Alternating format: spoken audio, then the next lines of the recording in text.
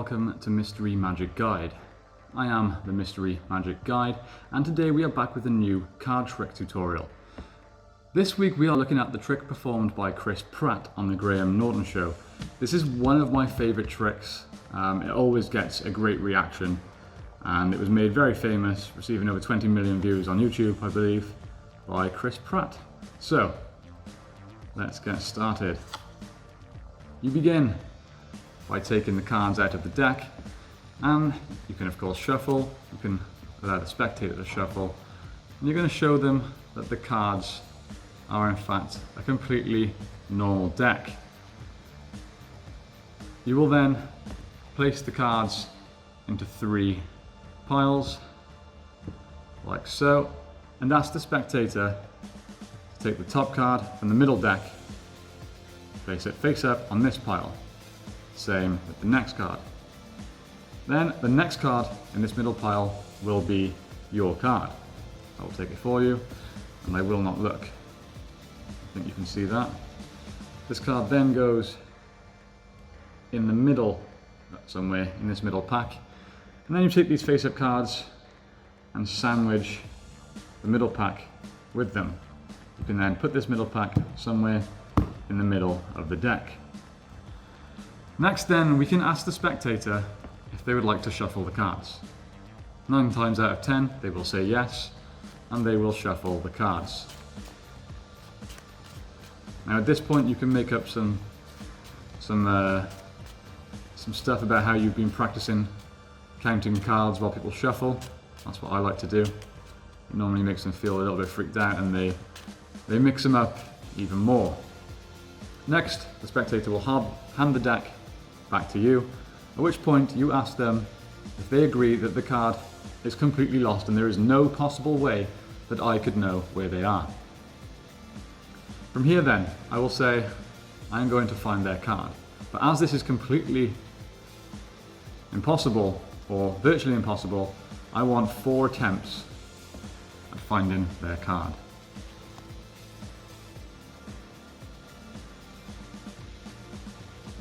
Go through and make some selections of cards that it may be.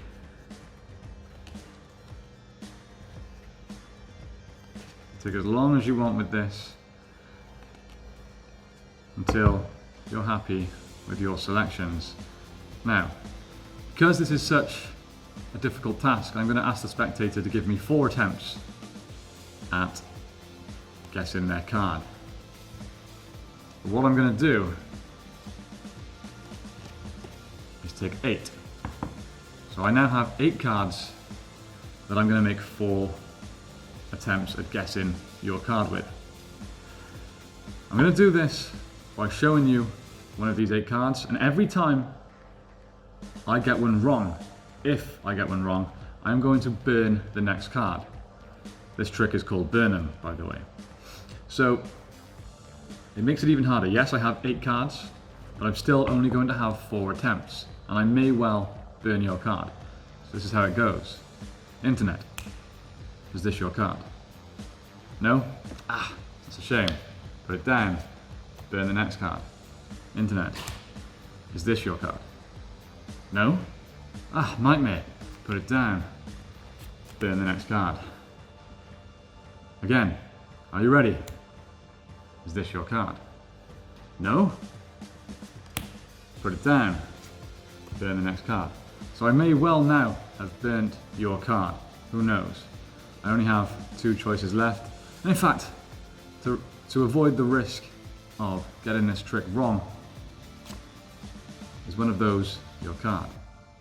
No? Well, something's gone wrong. So place that one down and burn that one. But wait, I think I may be able to take your card and make it jump into the pile of cards that you have already seen. Ready? Done. So these 4 cards that you have already seen, I think they've changed. Are you ready? Is that your card? What? Ah, okay. Put it down. Burn the next one. Let's not risk it. Is one of those your card? How has this gone wrong? Now, the way Chris Pratt did this reveal was with a fist bump, which I love. So, you tell the person you forgot the magic fist bump. They hand out their fist, you fist bump it and turn it this way up, maintaining the fist shape. You take the 3 cards that are remaining on the table, place them in between 2 knuckles and ask the spectator to squeeze. As they squeeze, you hit the cards and there is 1 remaining. Their card. A fantastic trick that always gets a fantastic reaction. So stick around for the tutorial if you want to see how it's done. So, for the tutorial, there is no prior setup to the deck whatsoever. They can shuffle as much as they want. The only important setup is as I'm asking them to check the deck is a legit deck of cards. At this point, as I spread them out, I look at the 3rd card in from the top of the deck. In this case, it's the Jack of Clubs. So you do this as casually as possible. Spread them out, making sure you get a clear view on that 3rd card. Now I just have to remember that card. That's all I have to do. Jack of Clubs. Place the deck into 3 piles, remembering that their card is going to be in that top pile. So I always place the top pile in the middle. This bit is kind of up to you how you do it. This is how Chris Pratt did it, and this is how I like to do it. But we just take the top card, place it here, the next top card, place it here. This is more of a distraction than anything. You tell them the next card is their card. Okay? I already know it's the Jack of Clubs. So when they put it in the middle, and then we sandwich it between these 2, it's all just a bit of misleading. Make sure it seems like it's really messy and hidden. The more hidden it is, the better. Then, giving them the choice to shuffle really seals the deal and convinces them that you really will have no idea where their card is. There is no way you have controlled it, and that is well and truly lost. Make sure that they believe that. Next then, you're going to tell them you're going to make some selections, but all we're doing really is picking loads of random cards and searching for that Jack of Clubs. At this point, I pick another 7 random cards, but here is the key to this trick. Their card has to be the 4th one on the bottom of the deck. 1, 2, 3, 4, 5, 6, 7, 8. So I've taken my 8 cards. Now, there's one bit of sleight of hand here, which is very, very easy, very, very beginner bit of sleight of hand, which is a fake bottom card reveal, okay? Again, I don't know terminology, so bear with me. So I show them the cards. Do this however way you want. Is that your card? No. Fine. Put my hand down, putting that card there to the pile of cards that they've seen, and the next one gets burned. Now, we know that they don't know what this is. The next card is their card. So here, the sleight of hand. I show them that. Is that their card? No. As I put my hand down, I use my ring finger here to slide this out of the way, which reveals their card, which I then place here. And I burn the card that they have already seen. Again, just place that one down, burn that one, and however you want to get rid of these is fine. I always do it that way just to speed the trick up. So we now have 4 cards remaining, 3 that they have seen, but the second one is their card. So because we know that, we can do the same sleight of hand again. We show it to them.